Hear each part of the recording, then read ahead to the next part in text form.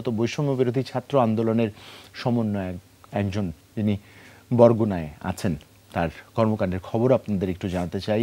বরগুনা থেকে যুক্ত হচ্ছেন আমাদের সহকর্মী ফেরদৌস খান ইমন। ইমন, শুভ সকাল।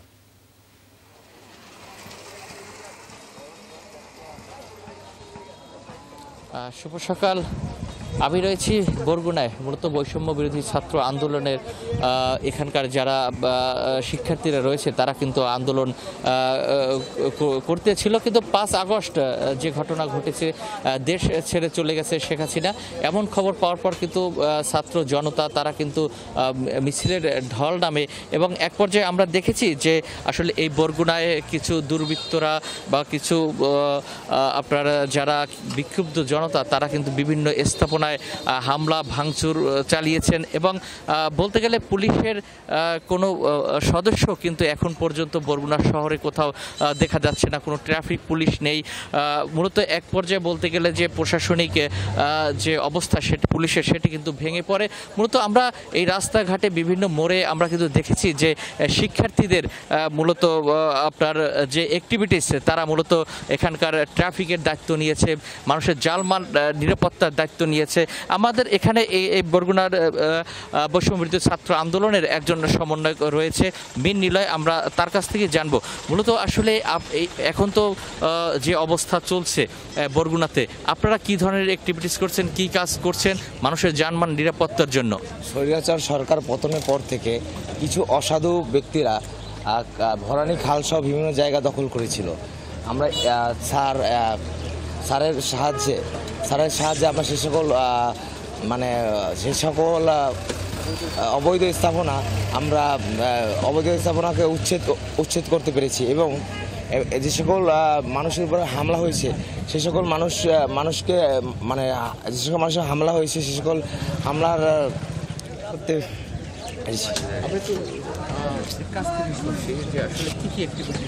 আমরা মূলত চেষ্টা করছি বরগুনার প্রত্যেকে যাতে নিরাপদে থাকতে পারে, সেজন্য আমাদের রাতে টহল টিম কাজ করছে এবং একই সাথে তারা যে প্রত্যেকটা এলাকায় আমরা টিম করেছি এবং সেই টিম প্রত্যেক দিন পাহারা দিচ্ছে যাতে করে প্রত্যেকে শান্তিতে ঘুমোতে পারে। আমরা সবাই জানি বরগুনা একটি শান্তিপ্রিয় জেলা।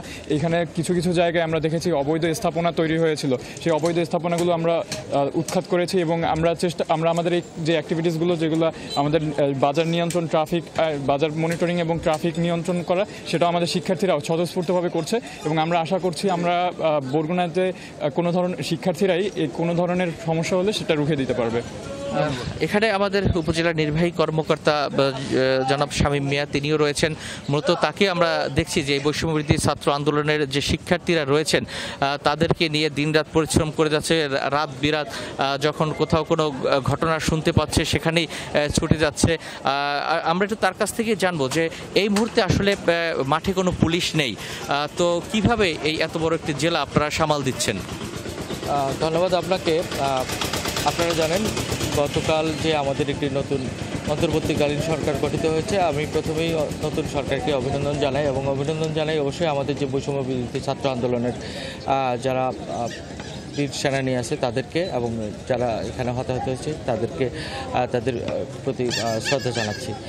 আসলে সারা দেশের যে চিত্র ছিল সেই চিত্রের সাথে বরগুনা চিত্রটা টোটালি ভিন্ন ছিল। আপনারা জানেন বরগুনা অত্যন্ত শান্তিপ্রিয় জেলা, এখানে একটি বিচ্ছিন্ন কিছু ঘটনা ঘটেছে এবং যে অরাজক পরিস্থিতি তৈরি হয়েছিল সেটা কিন্তু আমরা একেবারে প্রথম রাত থেকেই আমাদের যারা ছাত্র জনতা আছে তাদেরকে নিয়েই কিন্তু আমরা প্রতিহত করেছি। তারপরেও আমরা সব কিছুই সমাধান করতে পারিনি।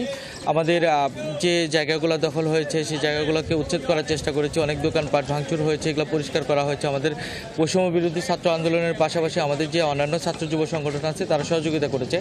মাঠে পুলিশ না থাকার কারণে যেটা হয়েছে আমাদের অপরাধী ধরতে বেগ পেতে হয়েছে, তবে আমাদের আইন শৃঙ্খলা বাহিনীর বাইরে আমাদের আনসার ভিডিপি যারা আছে তারা দ্বিতীয় দিন থেকেই তাদেরকে নির্দেশনা দেওয়া হয়েছিল, বিভিন্ন জায়গায় প্রশাসনকে সহযোগিতা করেছে। পাশাপাশি আমাদের ফায়ার সার্ভিস ছিল, তাদেরকেও ট্রাফিক নিয়ন্ত্রণের দায়িত্ব দেওয়া হয়েছিল, তারা আমাদের সাথে কাজ করছে। মূলত বড় কাজটি কিন্তু করছে আমাদের ছাত্র জনতা, যারা এই বিজয়ের মূল কারিগর, তারা কিন্তু আমাদের সহযোগিতা করছে। এখন পর্যন্ত বরগুনাতে বিচ্ছিন্ন কিছু হুমকি ধুমকি থাকলেও হচ্ছে নতুন করে কোনো সহিংসতা কিংবা অগ্নিকাণ্ড কিংবা অরাজক পরিস্থিতি এটা আর নেই। জেলা প্রশাসন সব জায়গায় হচ্ছে মাইকিং করেছে এবং হচ্ছে জনজীবন স্বাভাবিক রাখার জন্য জেলা প্রশাসন উদ্যোগ নিয়েছে এবং বরগুনা সদর উপজেলা প্রশাসন জেলা প্রশাসনের সেই আহ্বানকে মাথায় রেখে কিন্তু কাজ করে যাচ্ছে। আমরা শুনছিলাম এখানকার উপজেলা নির্বাহী কর্মকর্তার কথা। মূলত এখানে যেটি আসলে আমরা জেনেছি যে এখানকার যিনি থানা ভারপ্রাপ্ত কর্মকর্তা রয়েছেন তার সাথে গত রাতে আমার কথা হয়েছে। তিনি বলেছেন যে মানুষের বিরুদ্ধে মিথ্যে মামলা, গায়েবী মামলা এসব দেওয়ার কারণে মানুষের রোষানলে তারা পড়েছে। তারপরও আইজিপি নির্দেশে তারা আজকে কর্মে যোগদান করবে। হয়তো তারা কর্মে যোগদান করলে এবং মাঠে আসলে হয়তো যে যতটুকু মানুষের মধ্যে ভীতি কাজ করছে সেই ভীতিটা হয়তো কেটে যাবে। এই ছিল বরগুনা থেকে। অসংখ্য ধন্যবাদ ইমনকে। ইমন, অসংখ্য ধন্যবাদ।